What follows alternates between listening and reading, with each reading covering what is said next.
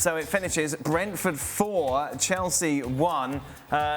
Arsenal fans would have loved that in particular because, of course, it is not beyond belief that maybe Mikel Arteta's side could catch Chelsea now in third. They currently sit 5 points ahead of the North London side.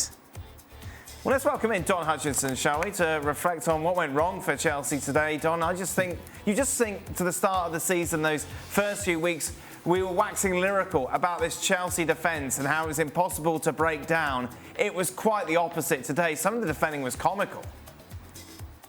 It was, and I thought at one point down when they took the lead, I thought they got a tad arrogant.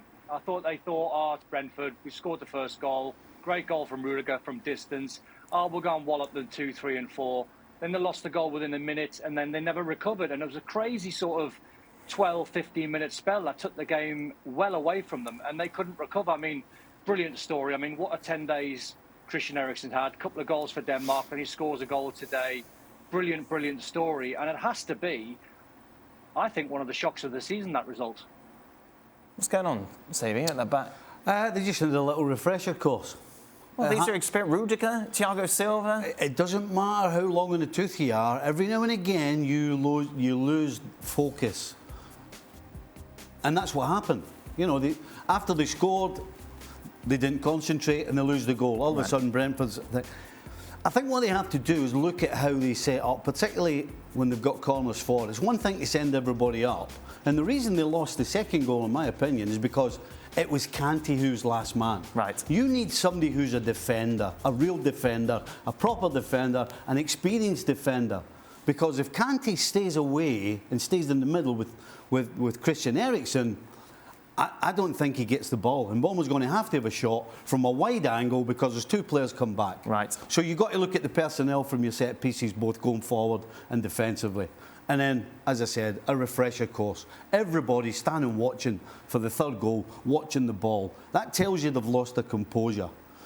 And as I said, I don't care how experienced you are, you're Silva, you're 36 years of age, you've got Rudiger.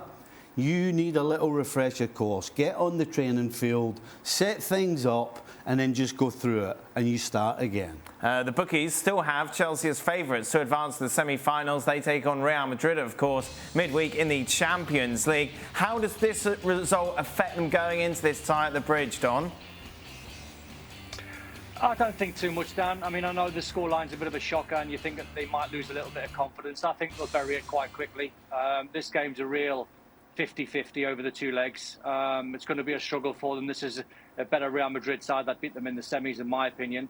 They've got more momentum behind them. But it's a hard one to shake off, but I think they'll shake it off quickly. It's got to affect you somehow, isn't it? Conceding 4 against Brentford.